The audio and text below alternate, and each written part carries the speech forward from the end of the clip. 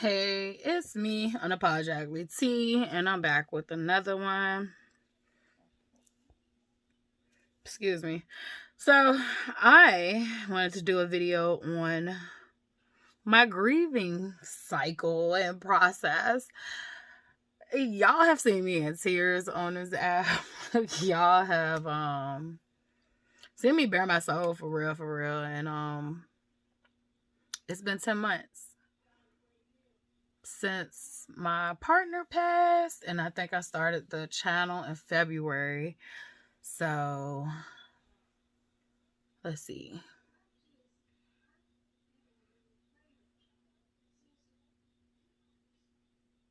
So that would give us about 7 months of doing this together. So if you started from the beginning, or if, yeah, I hate math. It took entirely too long for me to figure that out. I hate math. And I was like thinking real hard, like, I can do it. It just takes me a little time. But I hate math. It's my least favorite subject. Yeah, as you could witness. But I just wanted to make this video as an update of my complete journey. So I don't even think I'm gonna make this tease inner. Hello. Oh no. I don't even think I'm gonna make this one of my tarot reading videos came. I think I'm gonna leave it in there. So I'm not gonna edit it out. But I think I'm gonna make this a kind of like a recap, like update. So I definitely post on Instagram a 10-month update for him, and I think typically my brain just registered for me to post something around the 20 something. He passed on the 23rd of November, which was Thanksgiving. So each around the 20 something of the month, I will post something about him. But I just wanted to talk about my grieving process and where I'm at mentally with it. I definitely have been transparent about my grieving. For real, I don't know what people think when they watch me or they watch this channel, but literally to do this was extremely hard. I had to decide to have a level of vulnerability to me that I just did not have the luxury of growing up with. Like, baby, my family, friends, and environment shaped me to be a real nigga. And I'm just gonna tell y'all like that. They shaped me to be a real nigga. And so the same way black men grew up, you know, what you crying for, don't be crying. I grew up the same fucking way.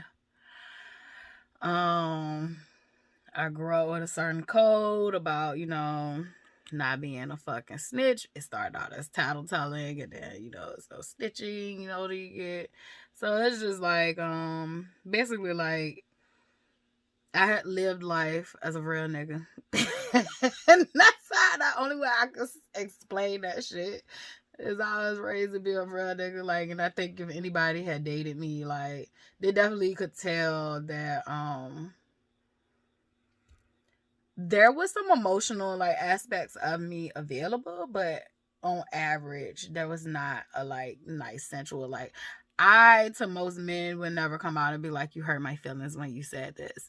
I think with, yeah, it would just be, I'm gonna get your ass back, or a argument. But like, I think with my relationship with Dante is the relationship where it was more of, I got called out a lot for some of the bullshit I used to do. Like, I had a very vengeful spirit.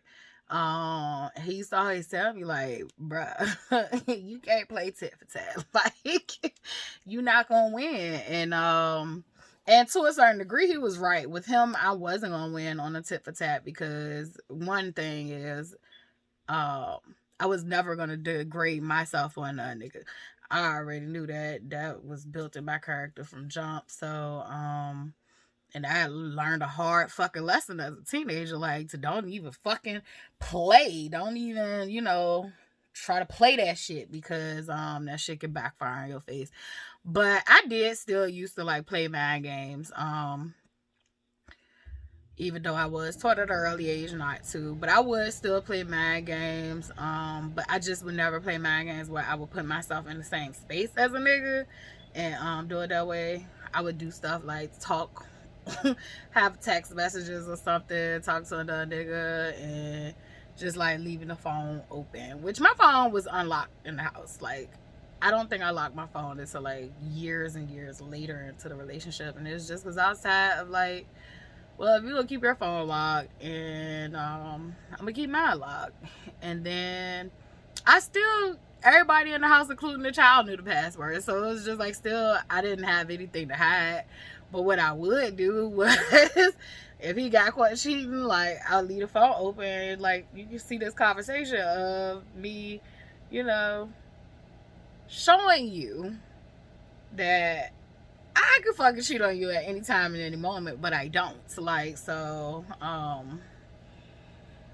used to do stuff like that, and I think after a certain times, like a certain number of times, like, just having to play tit for tat with him, I just realized, like, I didn't want to do it anymore.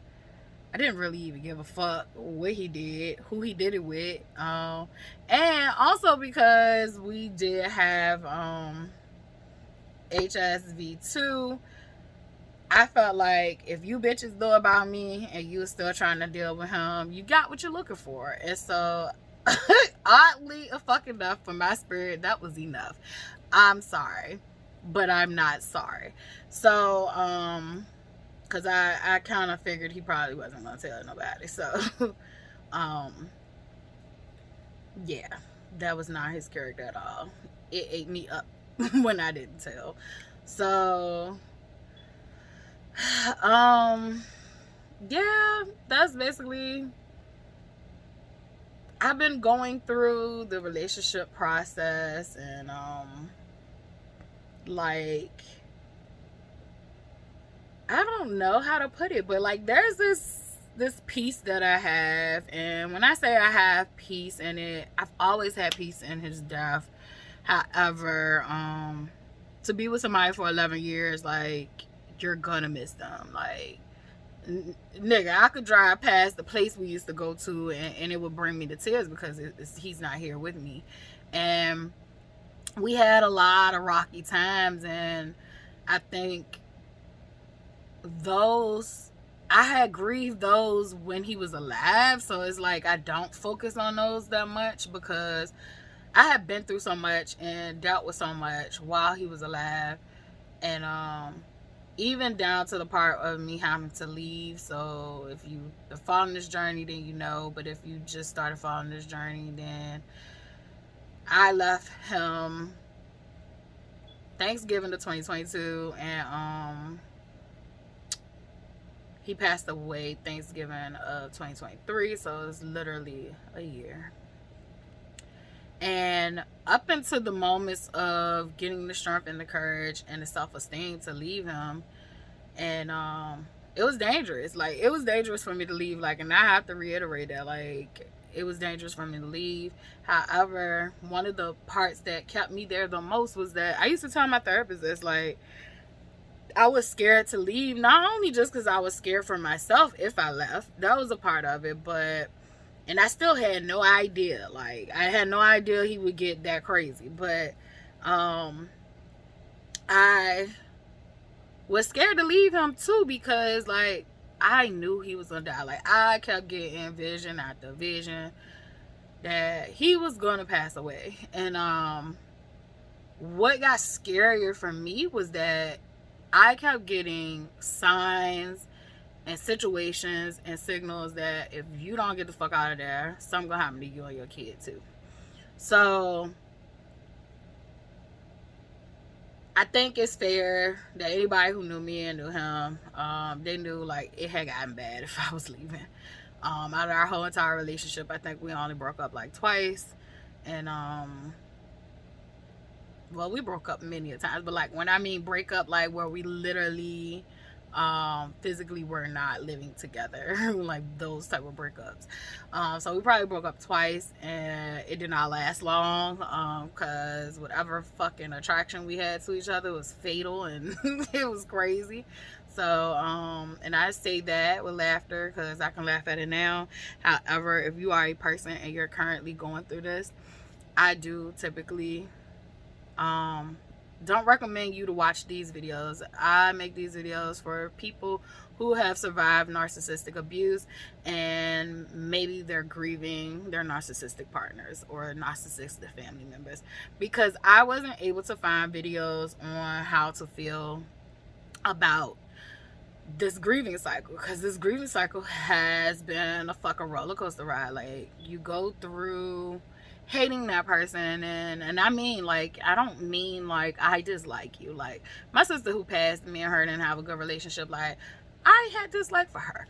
For him, I had a screaming match about how, I fucking hated him, and like, I got everything out, like how he was trying to kill me, and how he, like, everything, like, just everything. I just was able to, like, scream that shit out with someone that I love and care about. And it was so much so she was like, I would hate to get you mad.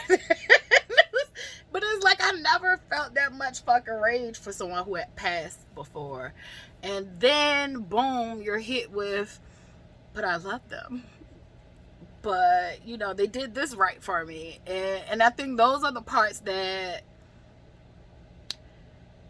you start to hate too, because you feel like, well, why the fuck am I sympathizing for this person who has mistreated me and dogged me out? And so this is why I wanted to make these videos about my grieving cycle with him. He also was the first grieving cycle in my life that I actually acknowledged and allowed myself to grieve. In the past, typically, I didn't know how to grieve. My mom never showed me how to grieve through her own stuff, and then it just never clicked with me. It was like, oh, someone dies, I cry at the funeral, and then that's it. And it's like this wall goes up, and it's like, it's over, get back to work. and that's just kind of how I had to grieve, by like working it away, acting like it didn't happen until I'm reminded that it happened again. Like, I've experienced death at a very early age, and it just never clicked like this one did. And I felt different things through different griefs, but never this intense, never like this. And I still have grieving waves because if you've been following along, or if you haven't, I had 7 consecutive deaths back to back, 6 humans, and 1 dog. So I've been having grieving cycles for everybody. However, I can say hands down, this has been the most fucking intense one. It was like this nigga said, bitch, you gonna grieve me whether you want to or not. And it felt like the harder I tried to act like wasn't anything wrong and I had it all figured out, was the harder he was like, bitch, no. Like, we ain't doing this. But I can't say, he was like, you gonna feel this pain? So, and that would be so him too. Like, you ain't gonna forget about me. You ain't gonna work this way. But I definitely appreciated it, because I think for a very long time in my life, I know for sure, probably by the time I reached about, I was sad most of it. Well, fuck her too. Look, parenting. I don't like how she just did them doors. Like, I done irritated her, so she irritates mine, and that's just the truth. But I love her, and she ain't got school tomorrow because of a hurricane. So I don't know why she acting like I'm just so disruptive to her. Like, that bothered me. The way she did the door, it bothered me to my soul. But we're gonna move along. I'm gonna grieve that later on. But yeah, yeah, I feel like this grief it has been definitely different. So I have literally have not been denying my feelings. If I feel sad, I feel sad. If I feel angry, I feel angry. If I feel like sharing it with y'all, I share it with y'all. Um, I have had many moments of um, purging out emotions and feelings. One night I cried so hard and so much, and it was part him, part somebody else, and I felt like I was gonna die. I swear to God, I felt like I was not gonna make it. I felt like my nose was gonna stop up, and I wasn't gonna be able to breathe through all that crying. And I felt like my heart was gonna give out. But after I did that, I felt like it was the release I needed. Um, to purge myself of like all of that pain and all of that sadness. For real, for real. I feel like that night I purged attachment. Um, I always had unhealthy attachment style. Like my attachment style um was a disorganized attachment, so I can go either way. So where some people are just avoiding and they're like, don't want to touch that, I'm out. Um then there's some people who are anxious and they're like, but we need to resolve these things, and um they're the ones that typically are going to hold on or cling on to things, or the person in the relationship, whereas an avoidant is more going to, I don't feel like dealing with this right now, and I'm not going to deal with this right now, and I might not never get back to it, and I might use I don't feel like dealing with it right now to just never get back to it. But that's what I'm gonna say, so I could get out of dealing with this. And avoidants are typically more easier to leave situations without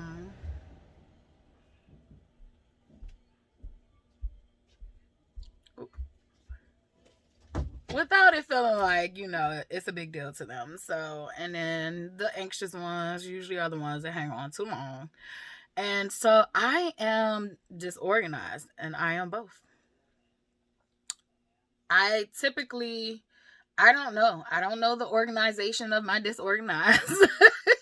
But I typically, I want to say, like, before I met Dante, I typically, like, would drop niggas quick. So if you did not fit my idea of how these things should be going, I would drop your ass like a hot potato. And literally, I would take breaks in between men, but at the same token, I don't think I would heal. Like, I was bitter, I would say. Like, back then, like, I was bitter. I didn't trust men, I didn't like men, but I liked men. But deep down inside, I'm just gonna be real. It's just like some men out here who, are with women but treat them bad. Like, they literally don't like women, but they don't realize that that's what that means. And they don't like themselves too, so they can't value you. And they're probably holding you to a standard of a woman in their life before you that probably failed them, and they're putting it on you. So they really don't like you, but they like you because sexually they are attracted to you, but like, they have not worked on the hurt and the pain that has caused them to be that way towards you. So for me, I was definitely like bitter. I want to say like teens went up to the early 20s. I was bitter. I was very bitter. I had started to like completely shut down emotionally. Like, I literally was just in life doing. I did not feel shit. So I was just checking boxes, doing what I was supposed to do, killing it, and thinking like, I'm gonna find my happiness while doing these things. And men would come, men would go, and I really I would like men, but it would be for different stupid reasons. It was never anything that like, oh my gosh, he treats me so great. It was just more like, I like him for this or I like him for that. And so it was easier to detach from them. So like I literally had no problem if a nigga pissed me off or a nigga did me wrong to like drop them.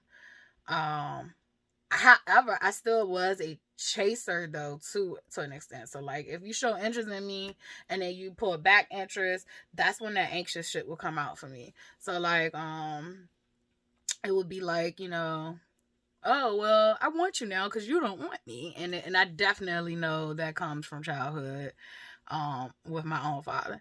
So yeah, like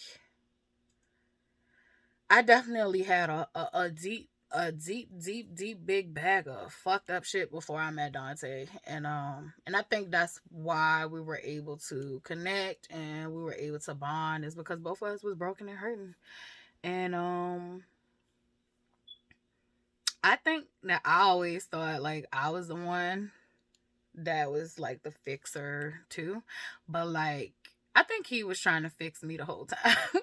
and and I was just too blinded to see that like, in the beginning that, I needed help too.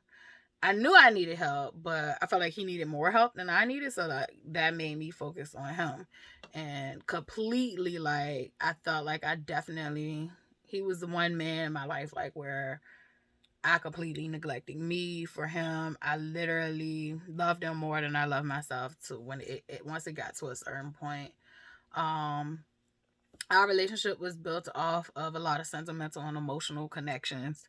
So even before we had sex, like we were literally connected and close to each other. Like we emotionally lean on each other. Like literally was emotionally tied to each other. So um that's the dangerous thing about having men from jail because they'll talk a good game. They'll talk a good game.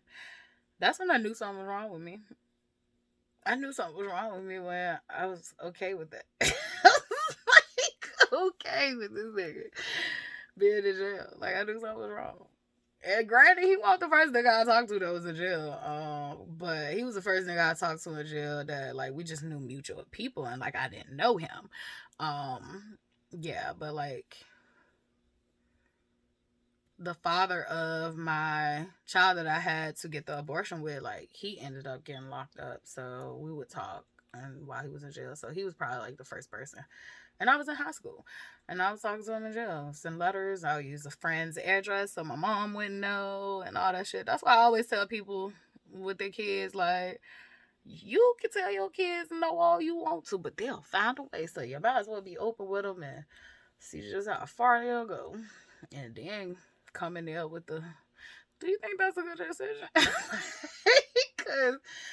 Cause I love, and then it be the people, kids who they be the strict ones, like the people who like the preachers' kids, like who else be some strict ass parents? It's really like the real religious ones. Like I have seen y'all children that y'all think are so great do the most foulest shit. And it's because of y'all.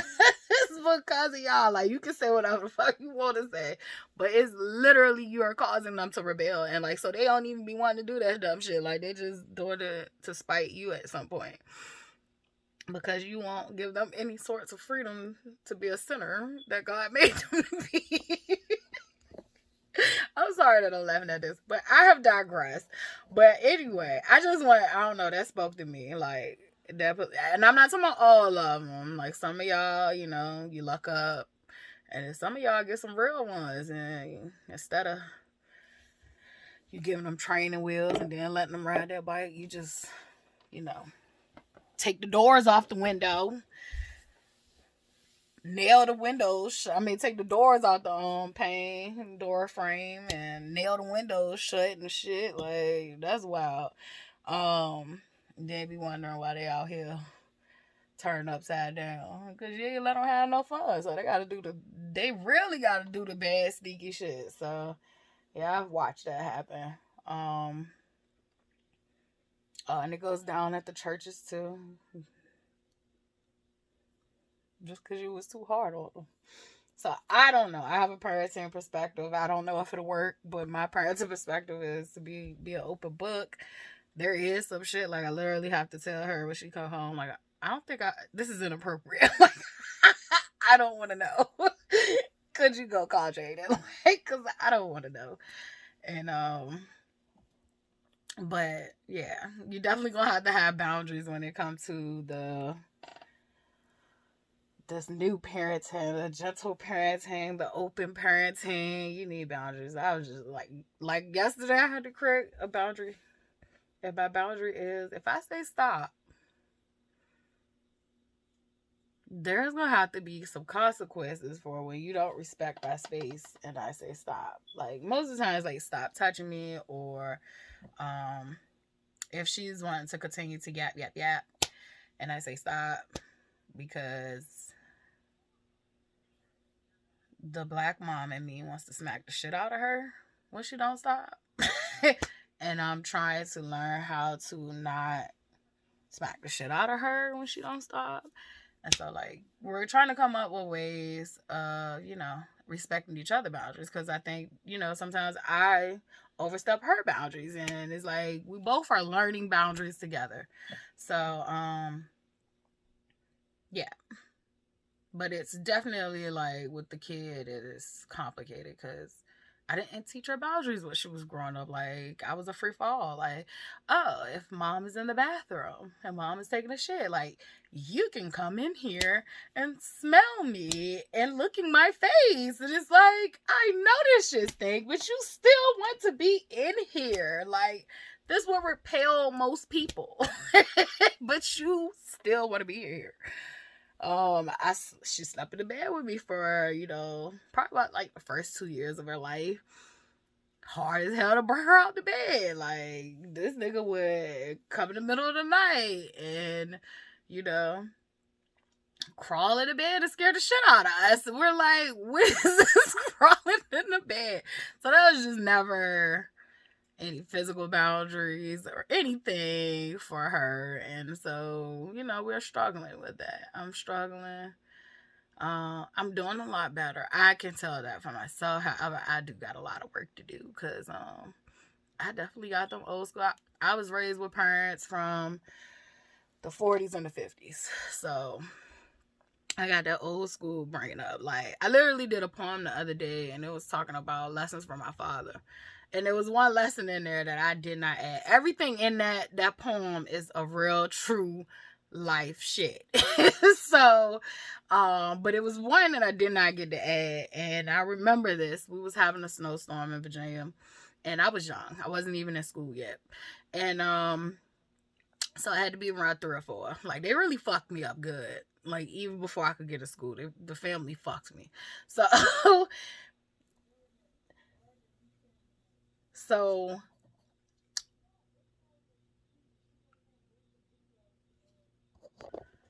right, I'm back. So, anyway, yeah, a snowstorm had happened, and basically, I thought as a child, like, it was the funniest thing to throw snowballs at my parents.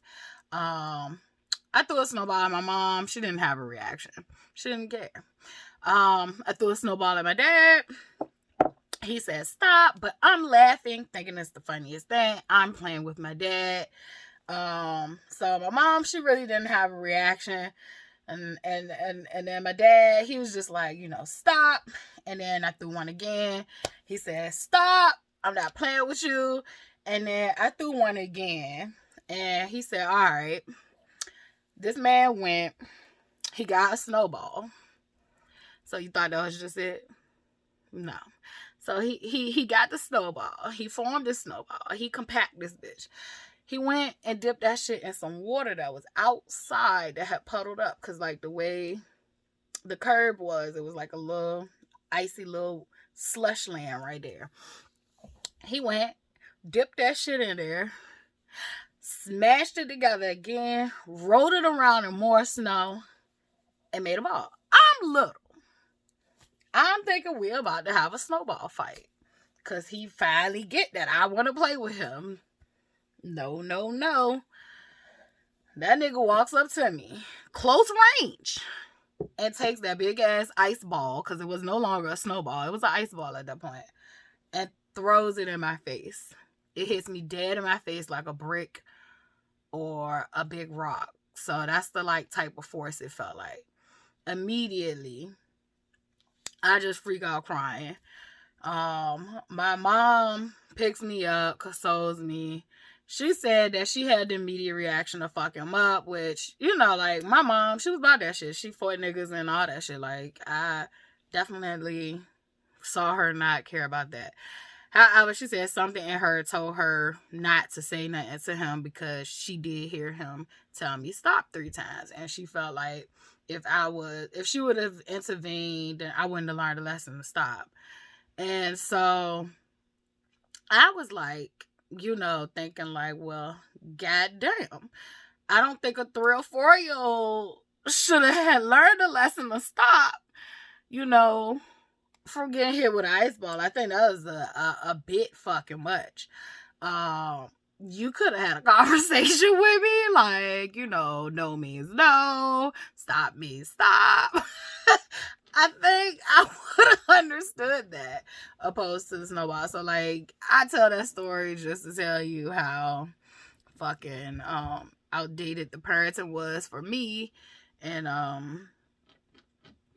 literally was traumatized from that shit. Like, and I listen to people. If no mean no. No mean no. My daughter doesn't know. She doesn't know. I always tell her, like, I'm a little concerned for you because no don't mean no for you. Like, you don't know how to stop playing. And so we had to have a conversation about, like, you need to hear, when you hear no or stop, like, you need to hear that. You really need to hear that. Because I'm trying to refrain from physical punishment. I really don't think physical punishment is going to help solve her problem. It might.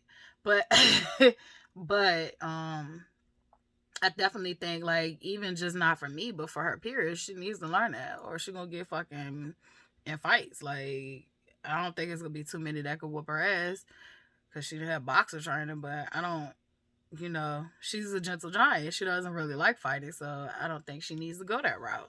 You just need to respect people's, you know, boundaries and space, and no means no, stop means stop.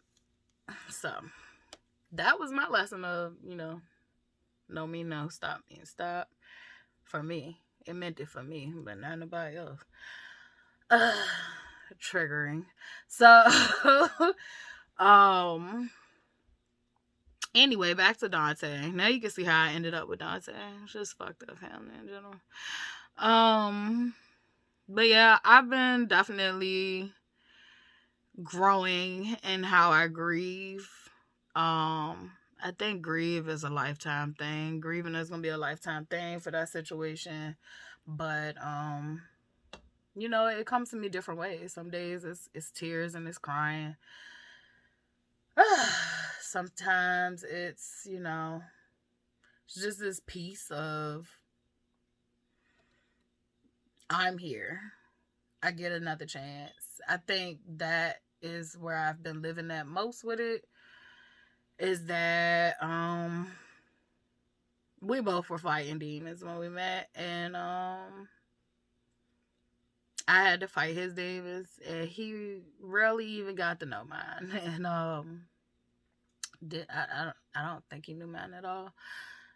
But so I was fighting my demons, his demons, and you know, it's just, I always thought that, you know, we would figure that shit out together. And unfortunately, we were not able to.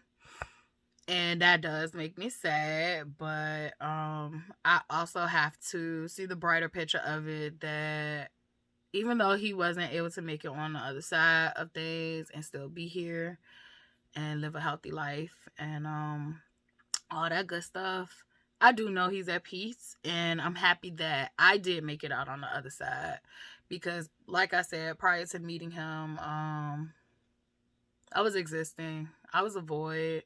I literally was having issues with feeling things, and I think that's why me and him gravitated toward each other. I think we both did. Like, we both were having trouble finding, things in life that made us feel good, and he just so happened to be one. It was like, when I met him, I was not interested in one bit, but like I got to talk to him and get to know him and stuff like that, like he just became. It was a lot of passion and it was a lot of fun, and it was like, damn, I haven't felt this. Like I haven't felt like this, and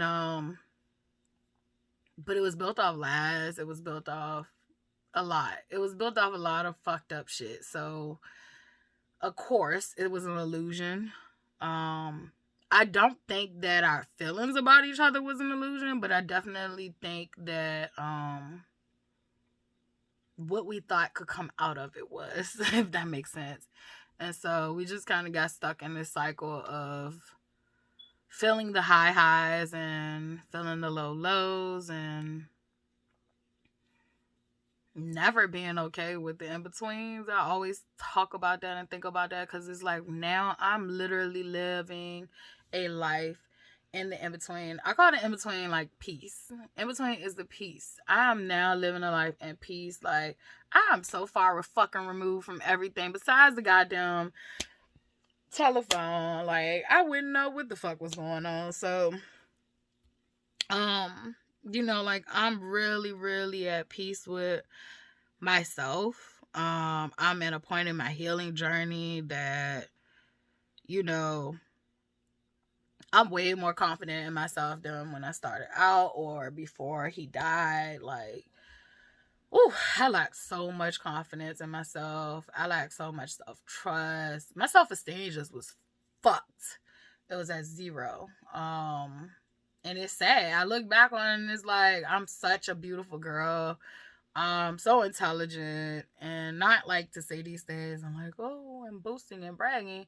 I'm literally a person saying this because I never used to like wanted to say this about myself. And like I offer so much in my relationships, and I'm not just talking about with men, but like with friendships, like and stuff like that. Like I am celebrating. My best friend just hit me up and was like, our 20th anniversary passed, so I think it's literally we're on year 21, and she's like, we need to do something. And I'm like, you're right. Like, nigga, it's been 20 years.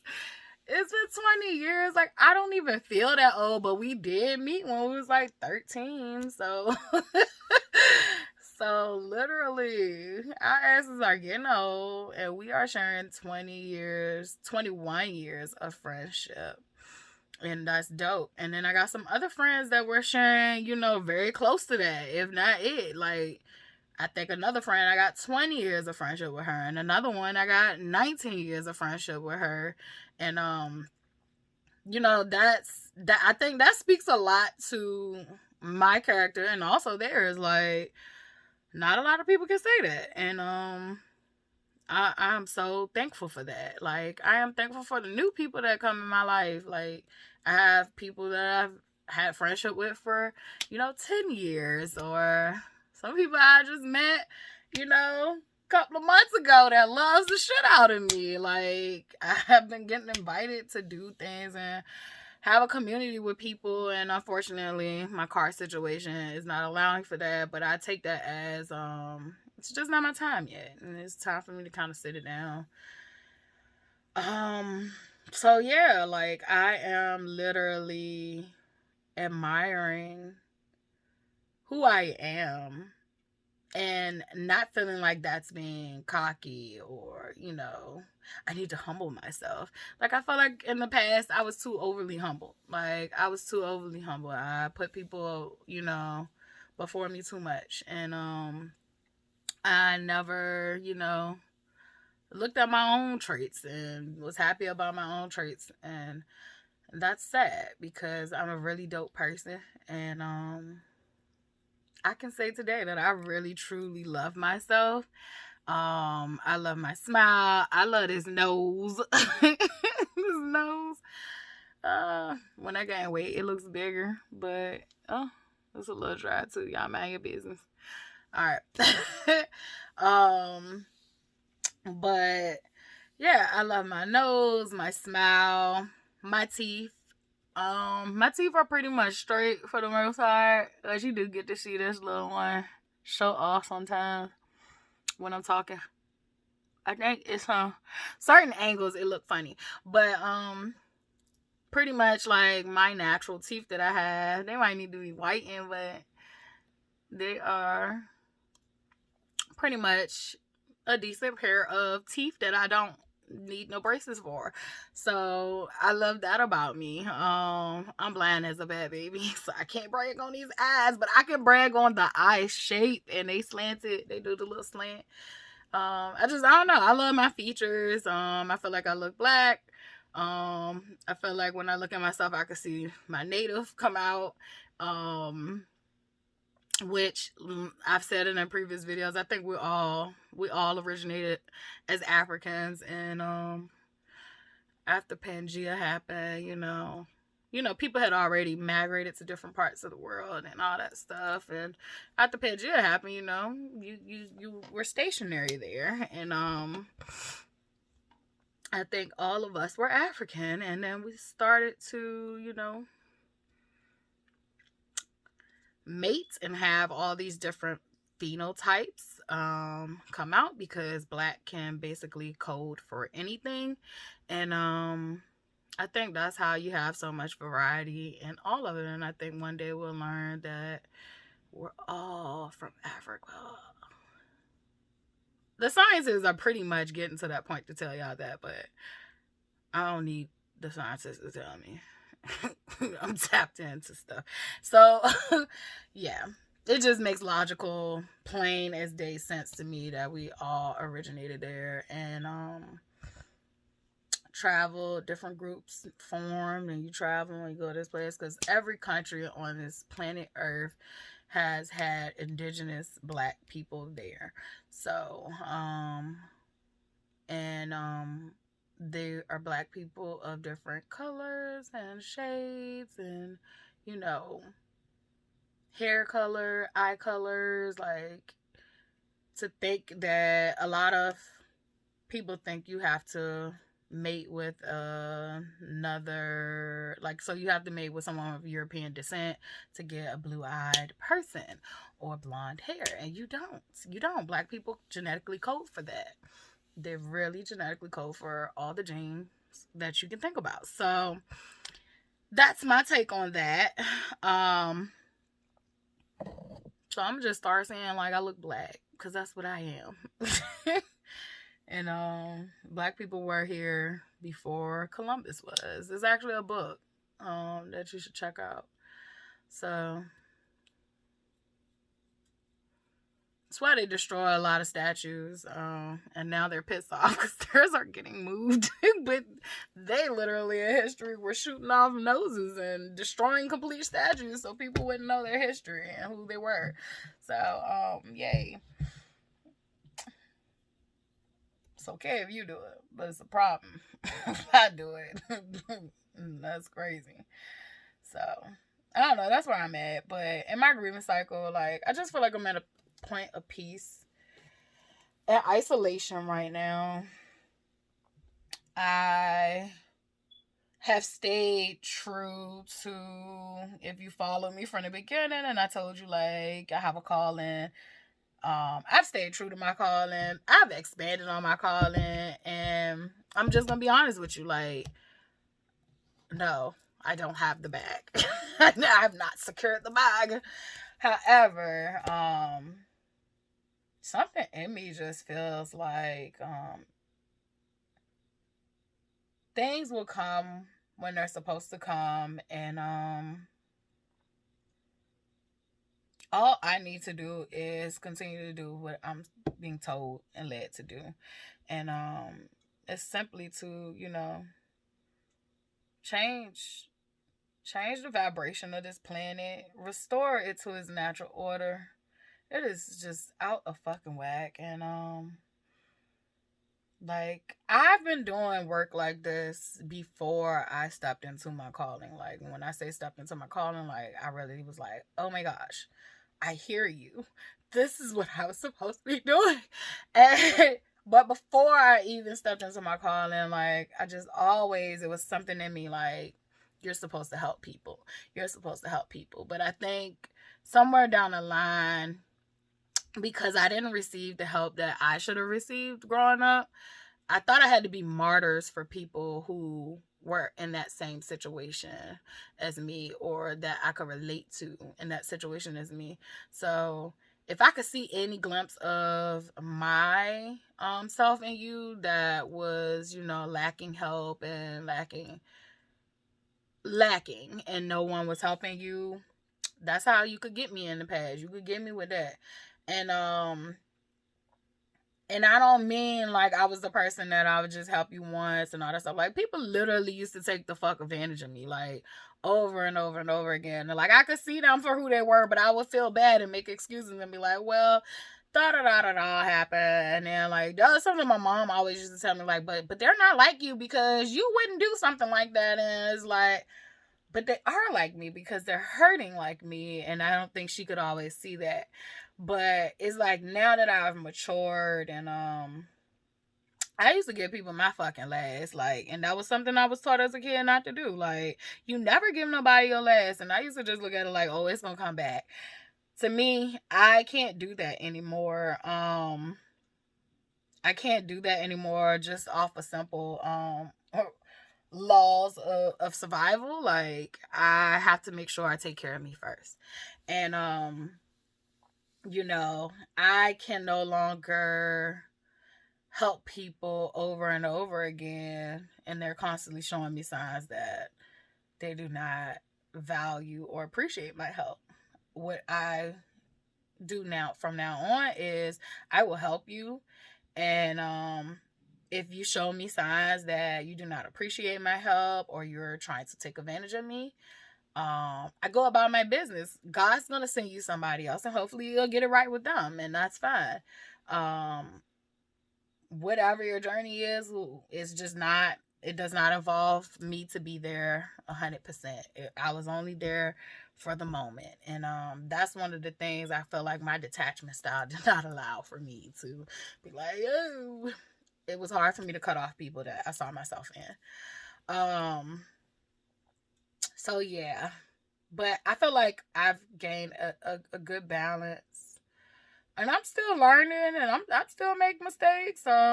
Shit, I done made mistakes with a couple of family members. Thinking like, oh well, maybe we can work out our relationship, and it's like, no. How many other times do you need them to show you who the fuck they are? And I had to have this conversation with with one of my nieces, and it was like, there's no hard feelings, baby. Like, but me and you just don't have anything to talk about anymore. So, because there was a lot of bad blood over the years, and it's just like, for the sake of family, I was told, she your family, and blah blah blah.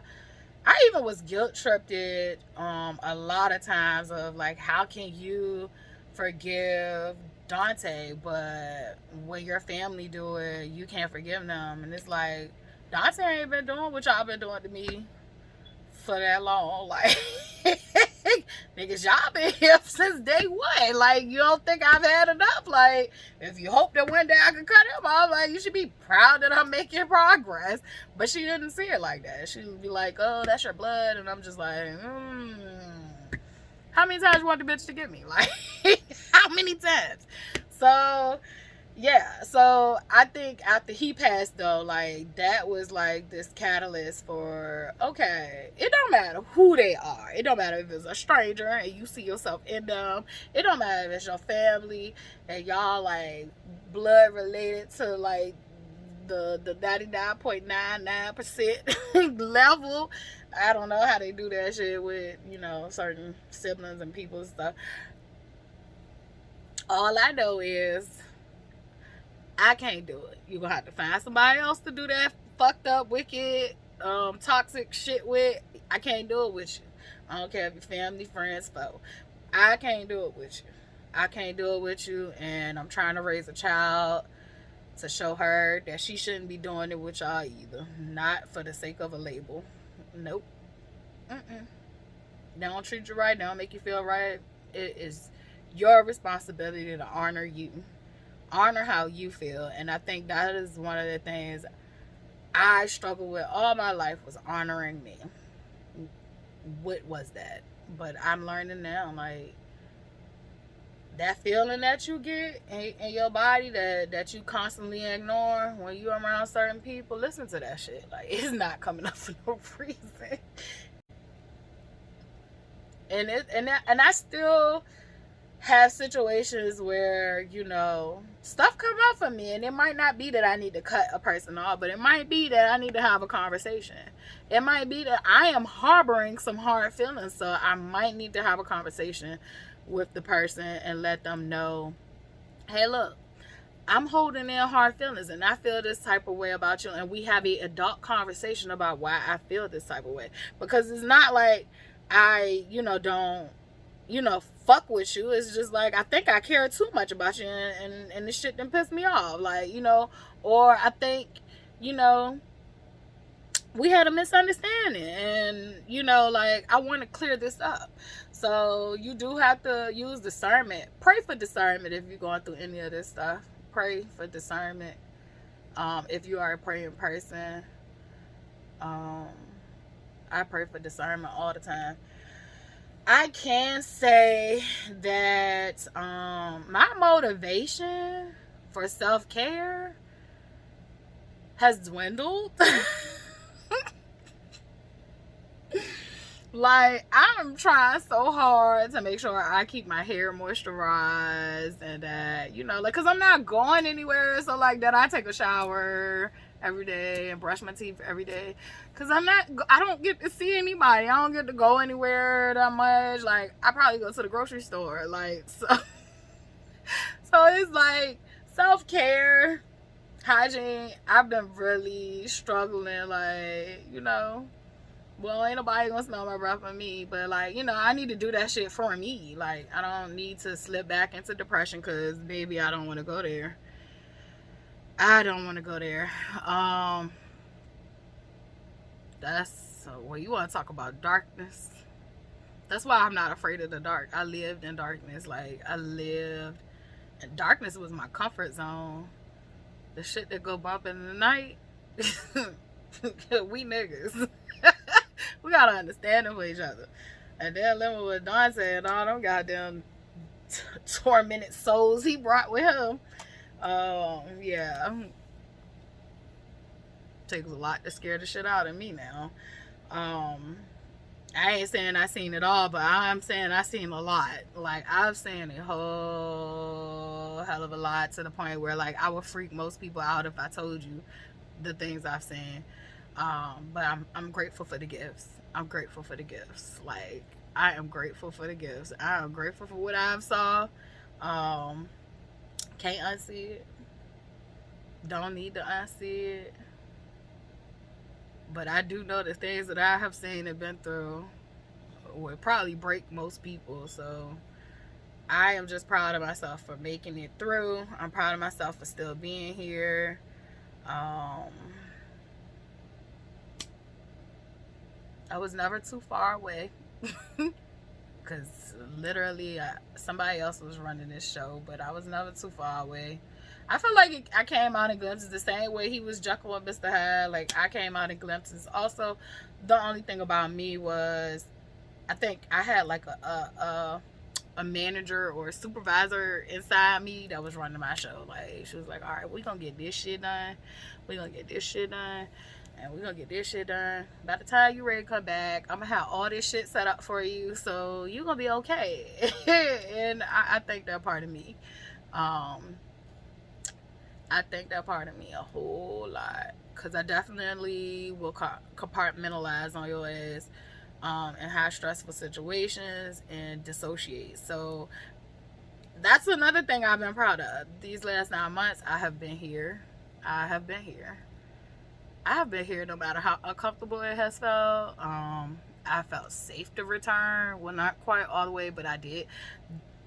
that walk I took in February definitely made me feel like I had this shit. Like I could do this. I could be here and I could be okay. So yeah. But I will say this, like, I do think people thought I was suicidal back then. I was not. I was not.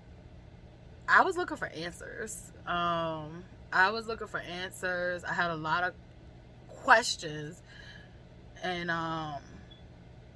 because I was so hyper independent and used to going through all these things by myself, I got tired of calling people and reaching out for answers. And it was just something I needed to do for myself and on my own. And I felt like once I completed that, like, I was okay.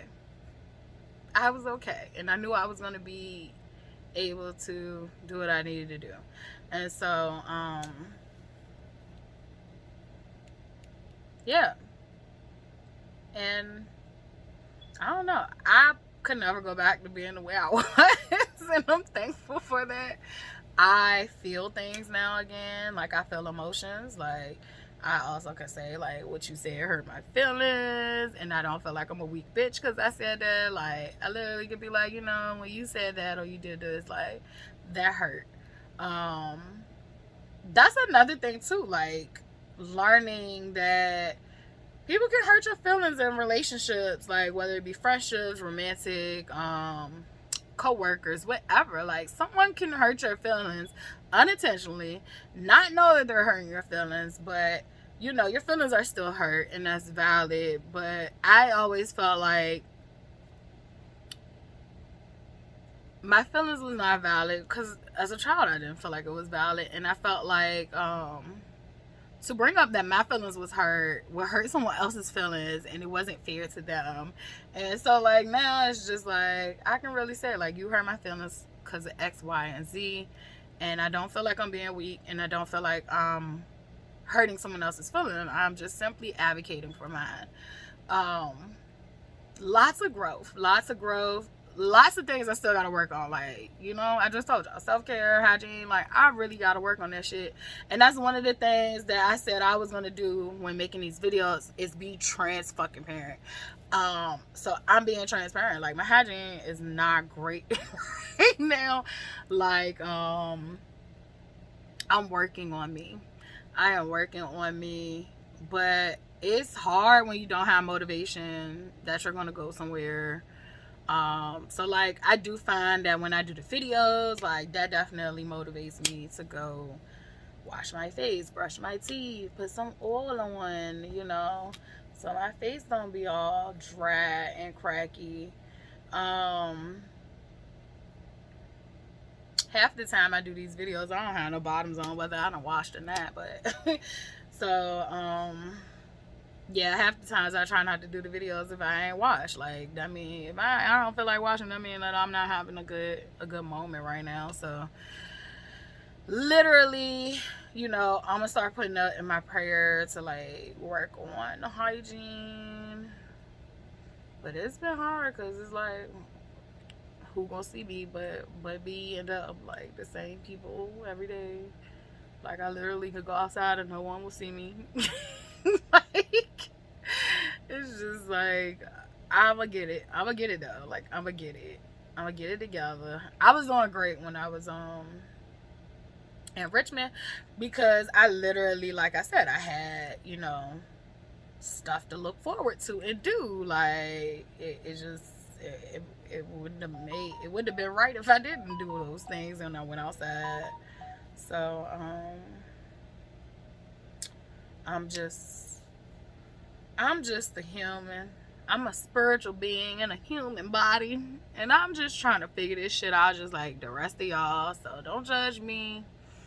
All I can tell you is that if you've had the luxury of being perfect with washing your ass every day and brushing your teeth every day, I admire you. And I think that, you know, you are such a strong, wonderful person.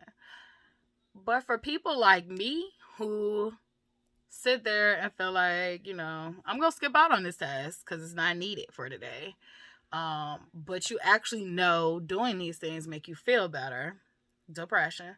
Um, I'm gonna just like, hold space for us because I know how that feels and I don't look at you like you're dirty. I definitely understand like you just feel like this shit is just one more task. And I am trying to figure out how to crack my code so that I can make this hygiene routine a habit again for me. I had already made it a habit again for me after he had passed and before he had passed because I literally had to work. So oh yeah, I'm getting there, and I hope if you are struggling with this yourself that you get there too. If you're not struggling with this yourself, please hold space for others that are. I watch comments on stuff all the time, and it just be like, ew, I could never. Well, do you want a fucking cookie? Do you want a cookie? Because we can. And don't be so judgy, because next lifetime you might. You just might. You might be the funky bitch. So be careful. um, be careful. So yeah, I don't know. I think like that's one of my biggest things I want to work on right now. Moods. I feel like I've grown tremendously. Like even if I make fucking mistakes, I've grown tremendously. I feel like Reiki has helped a whole lot. But I would say like yeah, hygiene, food intake. I'm not eating like I'm supposed to. I probably eat once a day as far as a meal, and I had started getting back good with that, and it has plummeted. But my sleep is also out of whack, so I just know that when the sleep is out of whack, and I don't just mean what time of day it is, but it's like if my sleep schedule, let's just say I stay up all night and I sleep through the day. If I don't feel properly rested, I'm not gonna get up and do anything. I'm gonna just lay in the bed most of the day because I feel tired and drained. Not that. But if my sleep schedule is like in cycle and I'm up all night and I'm productive doing things at night and then I give me my little good rest and I wake up probably about like 12, 1 o'clock and I get to it, I'm fine. I could do the things I need to do for the day. But I just use that as an example because not everybody is on the same rhythmic clock of waking up in the morning. However, for me, the sleep has been out of whack. I'm sharing a room with my daughter. Kick, twist, turn. She like to watch different shit than I like to watch. She wanted me to scratch her legs as she go to sleep, and then I'm sitting up looking stupid. I can't work even though my mind up and it wants me to work. So I'm just sitting in the bed, but I'm still stuck up and anxious because it's stuff that I want to do, but I can't do it because I can't cut the light on because she sleep. And then once I finally do fall asleep, the alarm clock going off for her to get up for school. Sometimes I have to fix her stuff for lunch, and so like it's just like I don't the schedule is off. And if I could get on her sleep schedule, it would be awesome. Because when I was on that, it was awesome. I would, get up with her in the morning when she leaves. I'd get in that bathroom, do my little hygiene stuff, and do my little videos or work on my little business stuff and get to it. However, one thing I've been keeping up with that I'm proud of is that I have been still studying on my own. Currently, I am doing a natal chart for a friend. So I'm excited about that. I think she's excited. So I'll be able to get that done and sent to her tomorrow and we can go over it. So yeah, business is business. It's not picked up like, this is the life of the rich and the famous. It's not that. But slow and steady always win the race. And all I can hear and all I've ever heard is if you build it, they will come. So build that shit. Like, if you build it, they will come. So build it. But yeah, I'm basically there. So yeah, the grieving cycle has been pretty pretty flowy right now. There's no ebbs and flows type of shit, like in that here and then like whoo, and then it's just been like And in December, I will have quit smoking cigarettes for a year. And then I already have, sustained from sex for a year, and I think it'll be like 2 months or 3. So, like, I'm doing the damn thing. I just got to be proud of myself for, the stuff that I am doing. I started a whole business. I've, created my own little website, been paying for all these little stuff to learn to do the business right, doing extra studying, and just, I'm proud of me. I'm so proud of me. Who knew? And me doing these poems, these videos, like, this is a big accomplishment for me too. I don't have a whole bunch of subscribers. I don't have a whole bunch of views on everything. So, and I basically have minimal likes. Matter of fact, I get the views. I just don't get the likes. So I'll get the views sometimes. Like, I could get like 1,000 views sometimes, but I just won't get the likes. I won't get the repost or the share sometimes. And that's okay. Because guess what the satisfaction is for me? The satisfaction for me when I make these videos is that they're reaching someone who can relate. They're reaching someone who I may touch with my words. They're reaching someone who may can find help in my words. So that is enough for me. Whoever these videos reach, they reach. I do promotion sometime on the videos, but because I'm broke, I don't do that often. And even if I had the money, I just feel like I want these videos to find who they need to find genuinely. So I will promote sometimes when I feel like it, but genuinely, I think, they need to find who they find. And, I'm happy with that. Like, I don't do this for the views, the likes. I don't do it for the recognition. I literally did it because I had a voice in my head that told me I needed to do it. Told me I needed to do it publicly. I needed to heal publicly in front of you guys. I needed to share some of the darkest things in my life with you guys. Because it's people out here suffering in silence. Not living their truth. Wearing masks. Just suffering. And they don't have to. They truly don't have to. They literally can free themselves and be free and happy. And I don't know why I was assigned this one, because I do not like talking to people. I don't. Like, I really don't. I love talking. I love talking. Like, so if you ever met me and I wouldn't shut up, baby, I liked you. I like talking. So, and I don't mean that like, oh, I like you. Like, I mean that like you had good energy to me if I talk with you. But I never liked public speaking. I've never liked, small group like speaking. Like, I don't like being no center of attention and all that stuff. Like, I don't like this. So I would have never thought in a million years that I'd be doing these videos with my poems. I have written poems since I was a little girl. Matter of fact, one of my teachers was the reason I stopped writing poems for a little while, because I used to write really dark poems, like darker than this shit that I be sharing. And she kind of like, frowned up her face and was like, oh, this stuff is dark.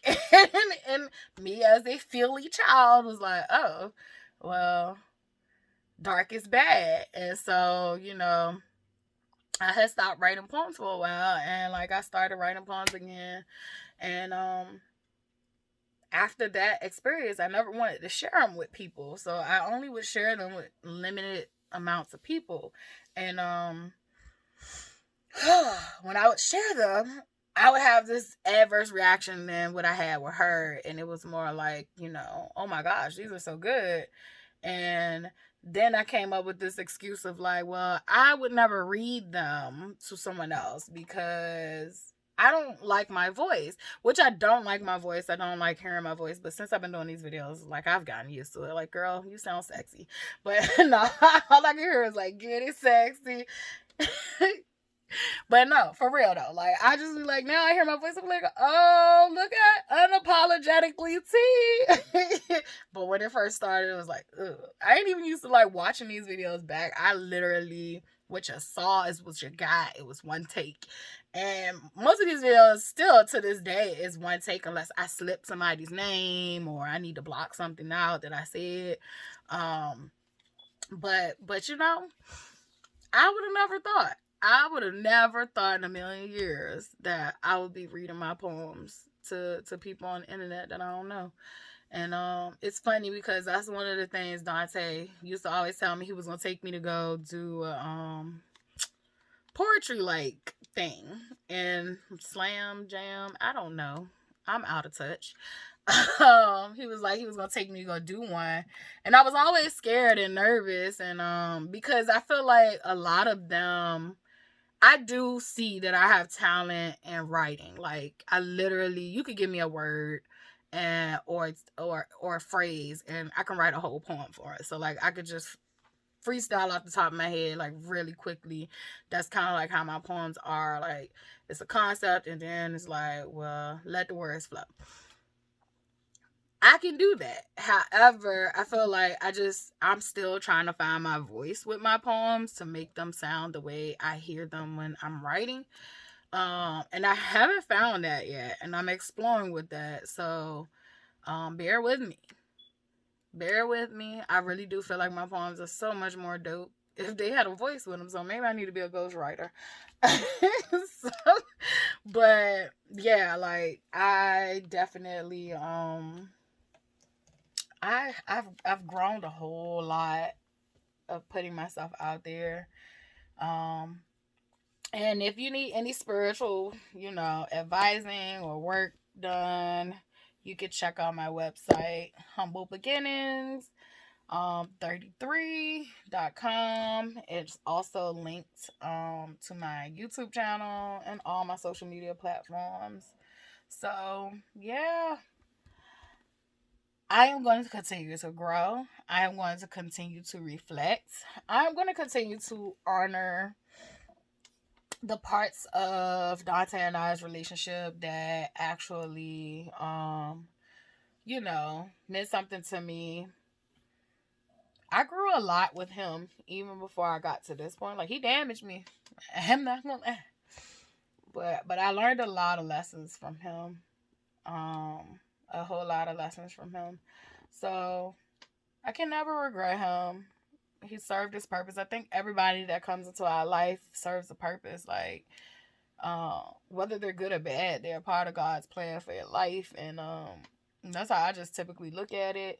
You do get wiser about who's going to stay for, a season, or who deserves to be, a branch on your tree. Because I would say, go ahead and let who's a leaf and who's a branch. That's how you need to look at it.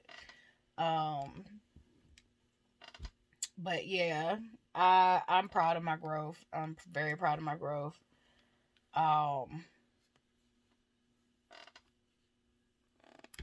do I want to address too, like, how I feel about relationships on this video.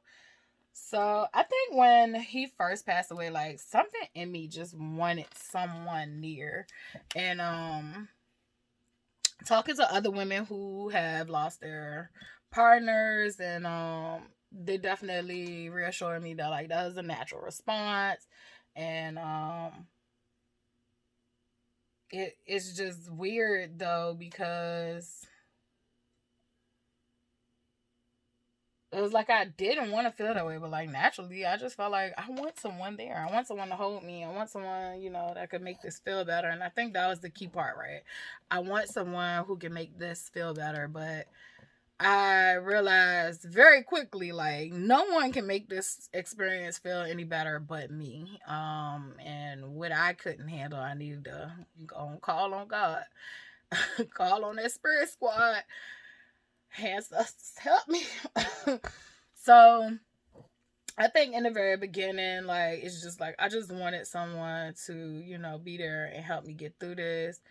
And it's like now I've come to this place of, yes, I do. Cause when me and him separated for the first year, baby, I ain't want to be with nobody. I felt like I had just escaped jail. And I don't mean like regular jail. Like, I mean a maximum prison. I mean one of those prisons that, the government is controlling. Like, I felt like I escaped one of those. Like, and I was just like, I guess PTSD and with that too. Like, I'm just, walking around everybody and it's just like, you couldn't pay me $100 million to get in a relationship with somebody. Like, relationship was the farthest thing from my mind when I had left him. Now, scratch your itch, you can scratch your itch, but that's about it. But a relationship I did not want. Then it was like when he passed, it was like, I want someone. I need someone. I need someone. It was like desperate too. But even though it was like this desperate plea, like, I learned that it was like a natural response. And a natural response for some, because some women might have felt like, I think that if he would have passed and he would have passed and we were on good terms and shit wasn't complicated and it wasn't abusive, like, I probably wouldn't have wanted to be in someone else's arms or someone else to make me feel better. But I definitely think that spoke to the codependency aspects, some residual shit there. But yeah, because when my daughter father, like, he didn't even die, and I ain't want none of them niggas around me. Like, I felt like I hated niggas. Niggas want shit. And it was like, bitch, you keep picking them ain't shit niggas though. Like, it ain't their fault. But then it was like, when Dante was like, he passed, and it was like, I just need a strong, loving man that can make me feel better. And it was like, even though I might have wanted that, I'm happy that I didn't get that, because all the loving and healing I needed was within. It needed to be from here, from me. So I'm happy that did not happen. I guess God knows best, baby. God knows best. So right now, in this moment in time, as far as relationships, I don't feel like I did when we separated, and I don't feel like I did when he first died. When we first separated, I felt like I will never. I'm not getting married. I'm not being in a serious relationship. I just want to have somebody in my life that I can have fun with. We can fuck. And you can go home. Like, no living together. Like, you go home, I go home. That's about it. But like something serious, never. Nah. Someone that, gonna call and check and see where, no. Sir, no. I didn't want that when I first got out of the relationship. Then when he died, I think I just selfishly just wanted a filler. Then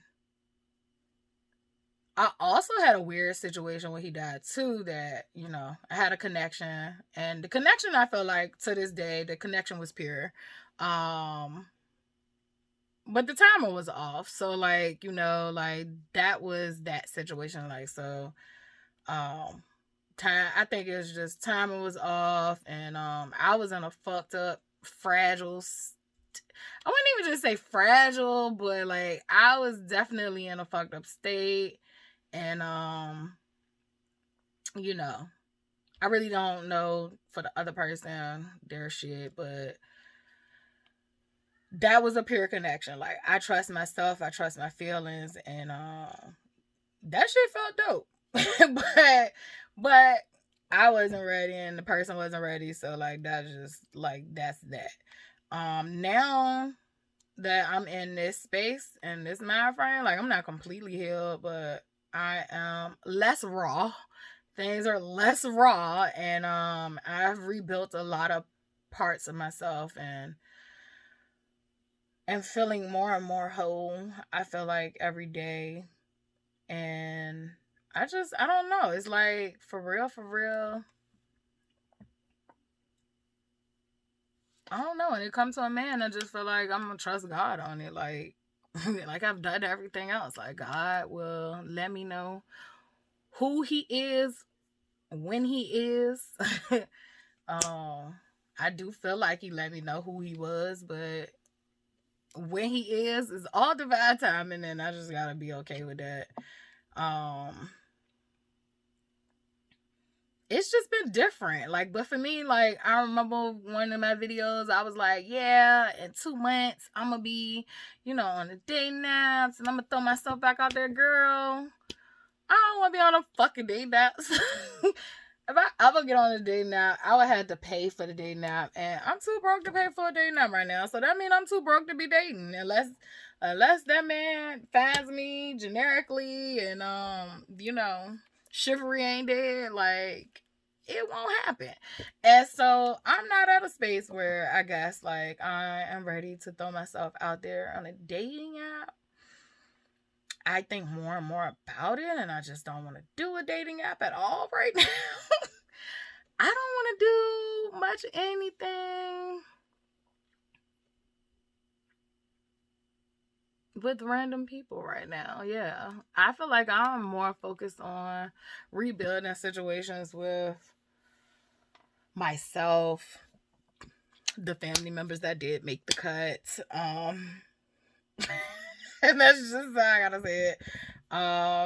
With friendships from the past, friendships that are new, like that's kind of been my focus, is like building my community back up. Because at the end of the day, those people were there for me during very hard times. And it wasn't even that it took much. It just took some times for somebody to text me and be like, I thought about you. You okay? And it was like, not really. I'm saying this in my mind because I was telling everybody I'm okay. But in my mind, I'm like, not fucking really. Not really. Some days I just wanted to sprawl out on the floor and cry like a fucking toddler. But, I never got to do that. So I didn't know how. But I think now the more and more emotionally intelligent I become, and the more and more I am able to regulate my own emotions and feelings. Which, by the way, I have those services on my website. If you need help with figuring out self-love, figuring out how to process your anger, how to deal with grief, I have those services on my website. Shadow work, I have those services on my website, and you can sign up for those classes and start a journey on healing. And so I go by experience, and I also go by things that I've been taught to help you navigate those different topics. And I plan to add some more emotions that we typically go through that we aren't taught always how to embrace them, process them, and let them be. So yeah, I'm in that space. I guess to wrap that question up about how I feel about like dating somebody new or being in love, like I feel like there's a person that God revealed to me, and like I'm probably like stuck on that. However, I don't know. It ain't no rush for me. It's no rush for me, but I don't think I'd be one. Like, I don't think I think about nobody else. Like, if that makes sense. I don't know. I'm trying to be as transparent as I can, but also, like, just honoring my own privacy at the same time. So, yeah, I definitely think,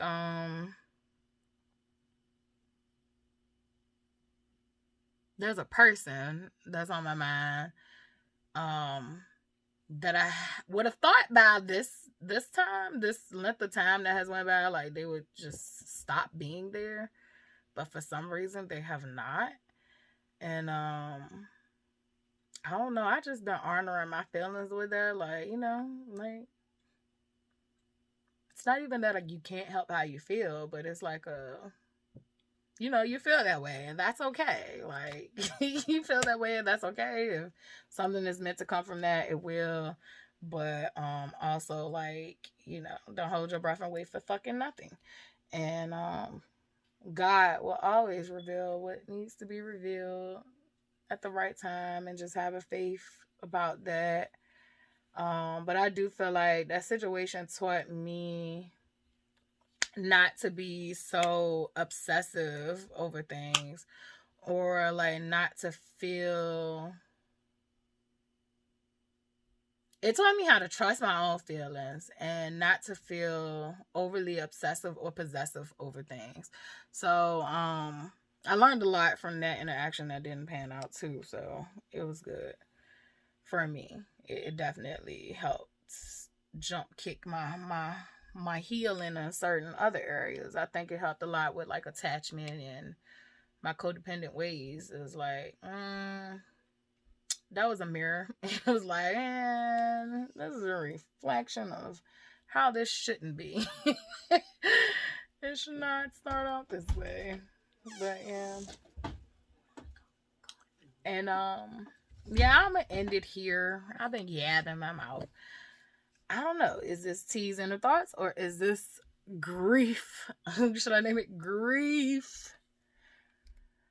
Grief reflection. Grief recap. 10-month grief recap. I don't know. But yeah. Yeah, when it comes to relationships, I'll let God work that out. I find that the more you think about that type of shit, like, it's the more you obsess over it, and the more you talk yourself out of things or into things. And it's like, I'm all for being delusional, but I don't want to ever be to the point where I'm bad shit crazy. Even though I like crazy. I do. I like the level of crazy I'm at. But yeah, I guess with relationships, my only answer can be right now that yeah, I have somebody on my mind, but I don't think, I'm not gonna reach out. So I don't think that will probably like pan out. But I do trust God, and maybe that person was, a test. So maybe they were some leaves, and I ain't met the tree branch. I ain't met the roots.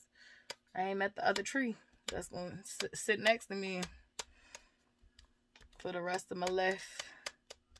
But I do know that I am not interested in casual dating. I am interested in dating to marry, or even if it's not to marry, but dating to commit to one another. Because like I'm still struggling with the concept of marriage, so that's something like I do want, but I definitely think that's gonna be depending on me and that person ideologies combined on what we think about that.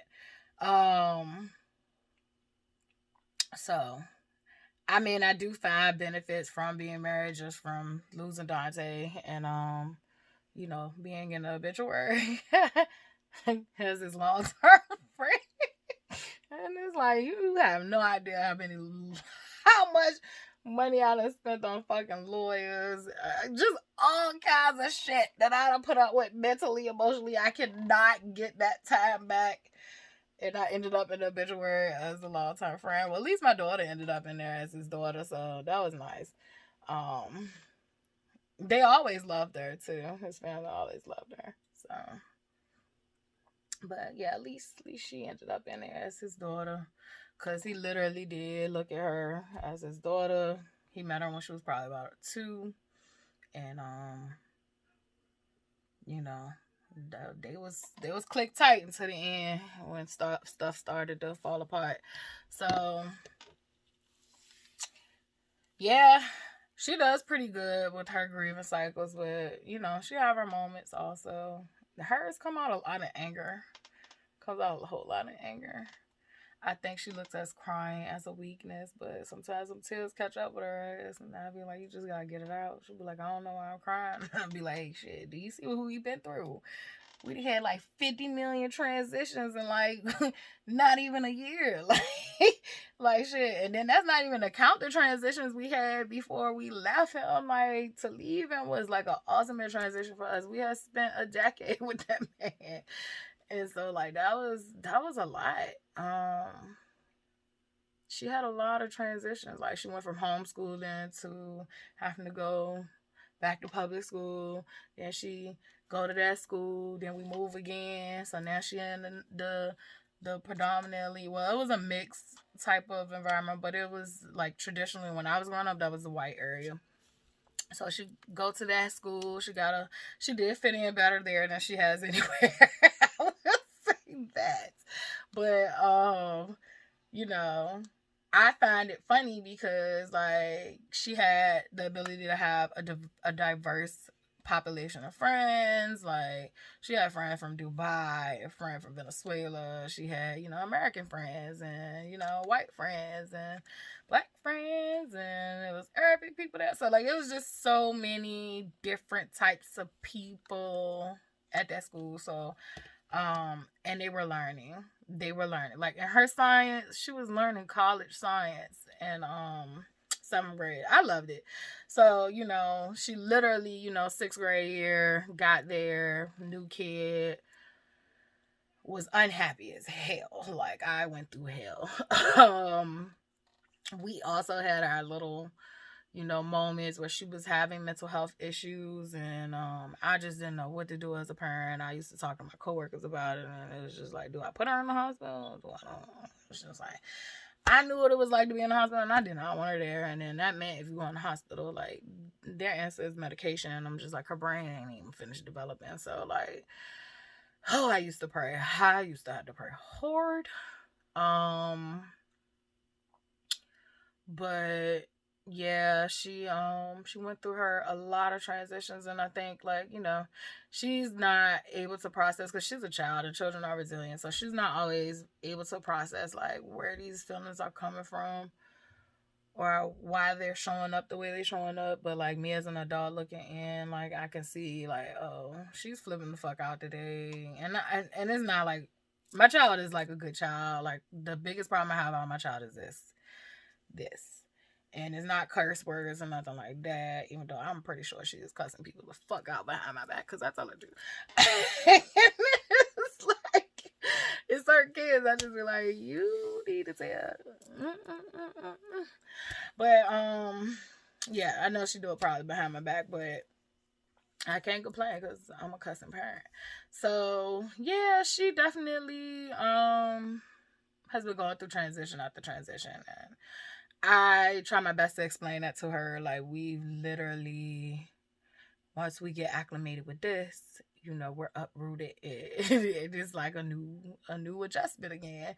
And so, you know, I was like, it's alright to cry. Shit, I'm gonna cry in front of you from now on. Like, cause for years I wouldn't cry in front of you, and I wouldn't show you, you know, that shit was hard. And I think, you know, somewhere down the line, you thought you had to put shit down deep like I did, because I remember the first time my daughter told me that. I think she was like in the 6th or the 5th grade, and she was like, I deal with things like you. And I was like, what you mean? And she was like, I just push it down deep. And I was like, oh.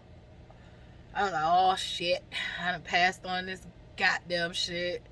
And that was a wake up call for me. I was like, we can't, nah. That shit gotta end with me. Like, you cannot push your feelings down deep. So we have been working on that it's okay to feel, that it's okay for me to get on her nerves and for her to get on mine, and you know, us to be able to have a conversation about that, and for me as the adult that I'm not always right, And I've always kind of been transparent with that and my parenting, that I was never always right, like just because I was an adult. I hated that growing up. But yeah.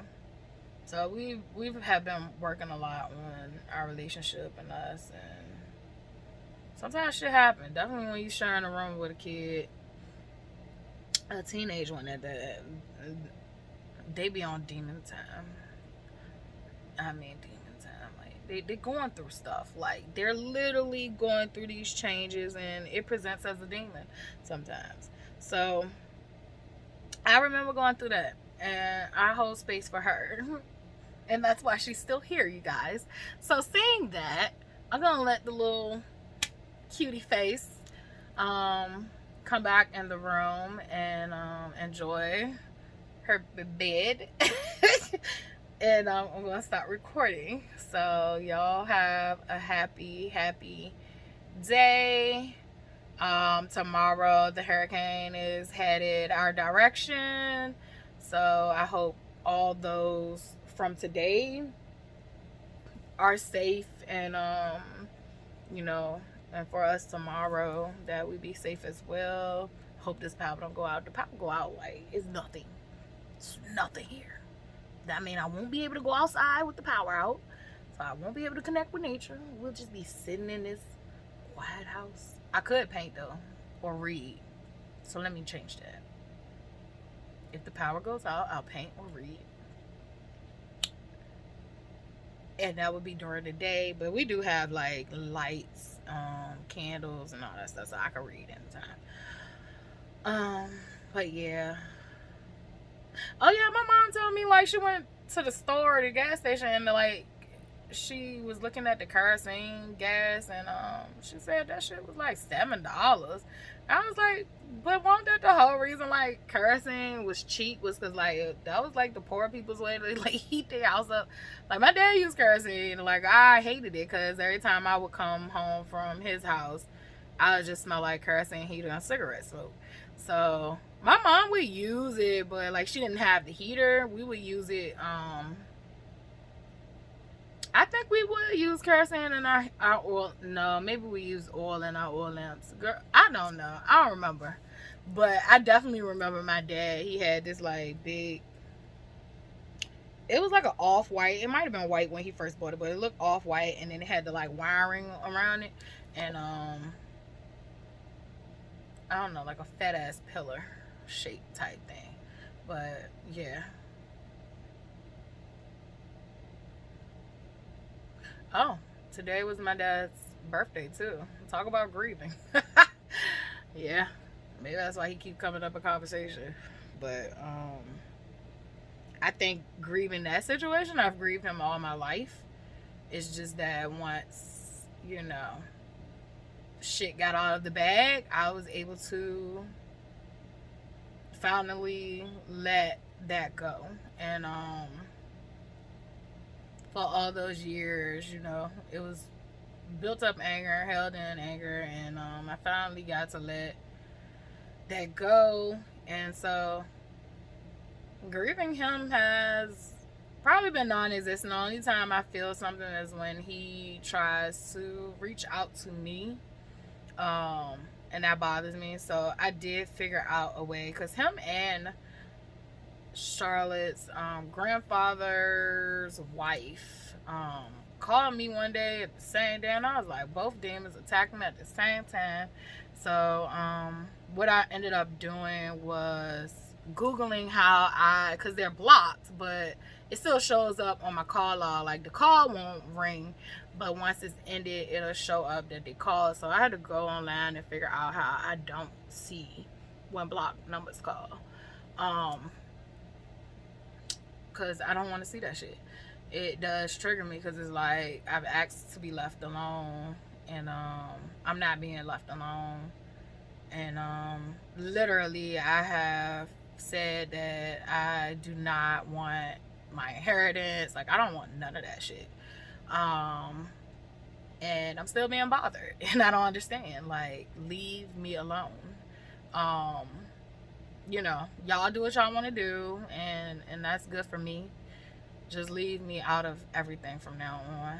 I don't have any room for no one to, leave me out of conversations or fuck me over. And for him, I don't have to worry about, him creeping me the fuck out, irritating my soul and my spirit. Like, I don't have to worry about him triggering the fuck out of me. Like, I don't have to worry about it. So I've kind of put an end to that by not seeing when his calls pop up. And, I can't unsee that today was his birthday. So, I do like, well, you could have had a happy birthday call, or you could have had a visit if you wasn't a fucking creepy pedophile. But that's just how I see it. And also a shitty father. Like, just shitty across the board. But it does bother me. So let me not laugh that shit off. Like, but it does bother me that was my experience. And but it does not hurt nowhere near what it used to. So I literally couldn't talk about this with nobody. So, like, there you go. It's growth right there. So yeah, when I was sharing stuff with y'all, I was, cracking up in tears and shit. But so I know I'm growing, I'm healing, and all I can do is continue to move forward and be the best that I can be. So I am going to go ahead and get this video posted. I'm gonna try to post it as one long video. And yeah, just be safe tomorrow if you're in the path of the hurricane. And keep on healing. I hope nothing in this video triggered you, but if it did, you know my saying, we all got some healing to do, so get to it. But all right, bye.